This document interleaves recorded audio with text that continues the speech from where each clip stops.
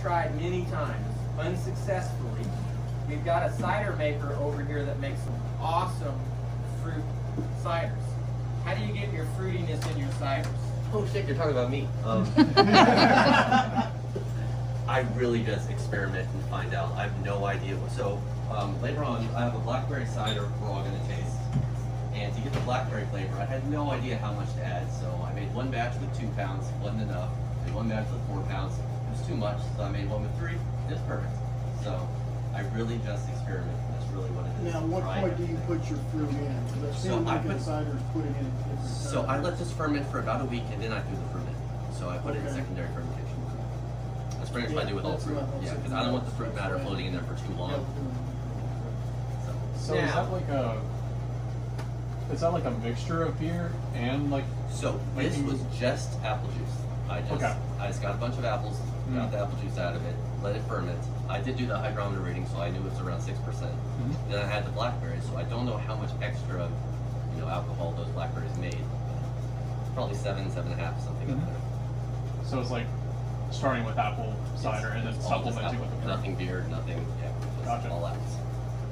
So the challenge when you move from ciders and wines into beers is when you use real fruit, it brings that wine character flavor from fermented fruits into your beers. And I have never been able to make a good fruited beer that doesn't have that wine character. Would it be like lambic? Yeah, kind of, sort of, but I love lambic. So. I do too. I've made one of those pseudo lambics and it turned out pretty good, and that's the only one I've ever done. But I've tried to do like kiwi beers, because like a kiwi Kolsch or something, like yellow beer with kiwi, seem to be a good idea in the summer, and they turn out very wine. I would probably love that. So, as an alternative, what most brewers will do is they'll use fruit extracts, which they have a bunch of fruit extracts over there on the table. And then you're not introducing fermentables and all this other, you're just introducing the flavor. And because it comes in like the extracts that Sarah's showing, you can add little bits until you get to the level that you want and control the flavor that way.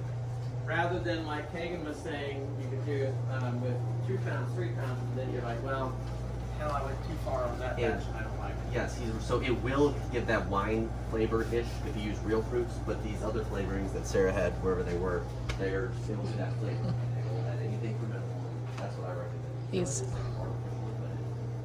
We have a bunch over here. So the puree that you're holding is what? This is raspberry puree. So that's straight fruit? We got cranberry, blueberry, strawberry, raspberry, cherry. Raspberry wheat, and so you use these. How did that turn out? It turned out actually really good. Turned out really all right. Good. Yeah, he bought the exact kit that we used this for.